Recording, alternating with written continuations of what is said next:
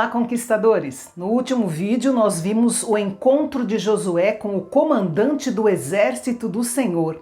E o motivo que o trouxe ao encontro de Josué foi para dar as instruções para a primeira conquista na terra prometida da poderosa cidade de Jericó. A cidade estava em estado total de alerta total por causa de Israel. Ninguém saía, ninguém entrava. Jericó não era uma cidade excepcionalmente grande, mas era uma cidade muito importante e muito bem fortificada. Se Israel derrotasse Jericó, poderia derrotar qualquer cidade de Canaã. O Senhor então anunciou a sua estratégia para a conquista da cidade. Eles deveriam organizar uma marcha solene, de modo que os soldados armados saíssem na frente, seguidos de 7 sacerdotes tocando 7 trombetas de chifres de carneiro. Atrás dos sacerdotes iria a arca do Senhor, e atrás da arca o restante dos soldados, e atrás dos soldados o povo, que deveria permanecer em completo silêncio. Nessa disposição, eles deveriam marchar ao redor da cidade de Jericó uma vez por dia durante 6 dias. Somente o som das trombetas seria ouvido, ninguém deveria falar nada.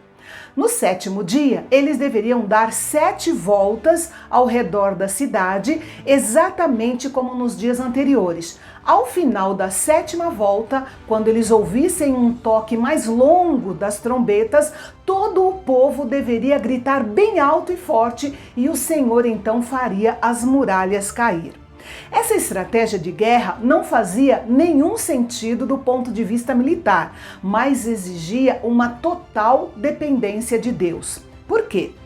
O Dr. John Gersten, diretor da Escola Britânica de Arqueologia de Jerusalém e do Departamento de Antiguidades do Governo da Palestina, nos anos de 1930 a 1936, descobriu nas suas escavações que Jericó era cercada, na realidade, por 2 muralhas paralelas, que eram separadas uma da outra por uma distância de mais ou menos 5 metros. A muralha externa tinha 2 metros de espessura e a interna 4 metros de espessura.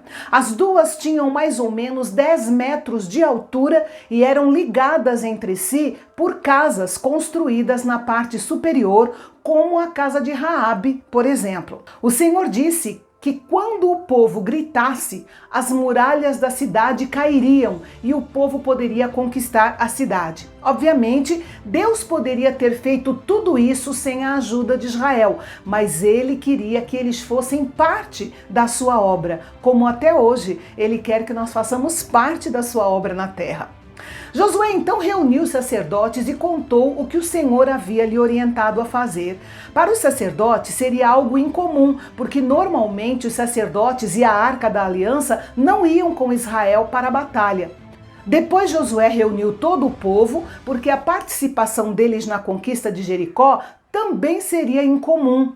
Os versículos 8 e 9 diz que quando Josué terminou de falar ao povo, os 7 sacerdotes saíram à frente tocando as suas trombetas e a arca da aliança do Senhor ia atrás deles. E todos se posicionaram conforme a orientação que Josué havia recebido do Senhor.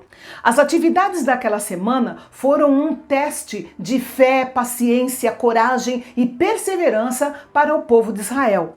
Eles marcharam em volta da cidade uma vez por dia durante 6 dias. A tensão dentro da cidade de Jericó deveria ser enorme, vendo aquela multidão circundando a cidade. A Bíblia diz que no 7º dia, depois da 7ª volta, a ordem foi dada e o povo gritou. As muralhas caíram e o Senhor lhes deu a poderosa cidade de Jericó. Foi um milagre além das expectativas normais. Todo o muro em volta da cidade desabou, mas no meio dos escombros havia uma pequena parte da muralha que ficou de pé, onde se via uma janela com um fio vermelho pendurado. Era a casa de Raabe, a prostituta. Sua fé no Deus vivo encontrou o apoio do povo de Deus e ela, seus pais, seus irmãos e suas irmãs foram salvos da destruição de Jericó. A galeria dos heróis da fé, em Hebreus capítulo 11, menciona apenas duas mulheres, Sara e Raabe. E a Bíblia ainda vai mais longe, ligando Raabe ao Messias. O propósito soberano de Deus era que ela se casasse com Salmão, da tribo de Judá, e fizesse parte da linhagem do rei Davi e também do próprio Senhor Jesus, como nós lemos no Evangelho de Mateus.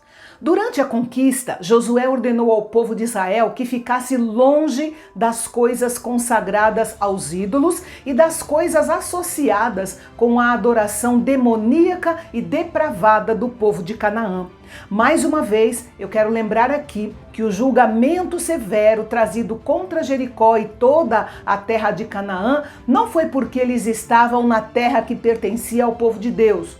O juízo veio porque se tratava de um povo que estava em total rebelião contra Deus, entregues à idolatria e ao ocultismo, como mostram os artefatos desse período encontrados pelos arqueólogos.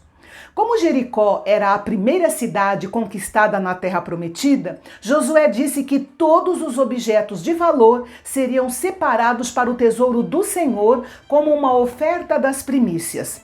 A ordem de Deus era para que Israel destruísse Jericó completamente. E por que isso? Porque os maiores pecados dos cananeus eram espirituais, portanto, diretamente contra Deus. Só para relembrar alguns, eles queimavam seus filhos em oferenda ao deus Moloque, praticavam feitiçaria e invocavam os mortos. Esses e outros tantos pecados eram abomináveis ao Senhor.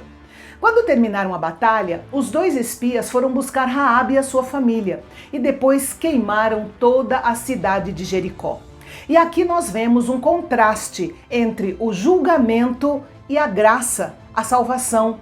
Toda a cidade de Jericó tinha ouvido sobre o Deus de Israel, mas apenas Raabe creu e buscou a Deus. Nos dois últimos versículos, nós lemos sobre um juramento solene feito por Josué, amaldiçoando o homem que reconstruísse Jericó. Seu filho mais velho morreria quando ele lançasse os alicerces da cidade e o seu filho mais novo morreria quando ele colocasse as portas na cidade.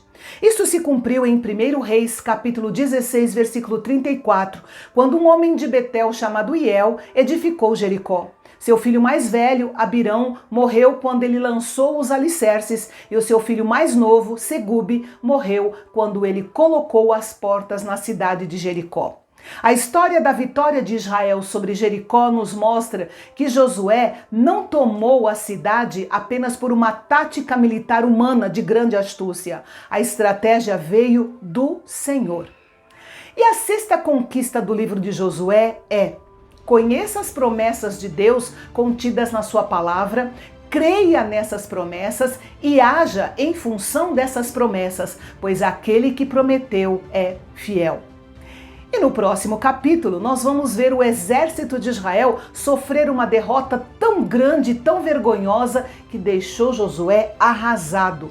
Os detalhes desse triste episódio você confere comigo amanhã, aqui no canal BEM DITO, o canal de Fala Fácil.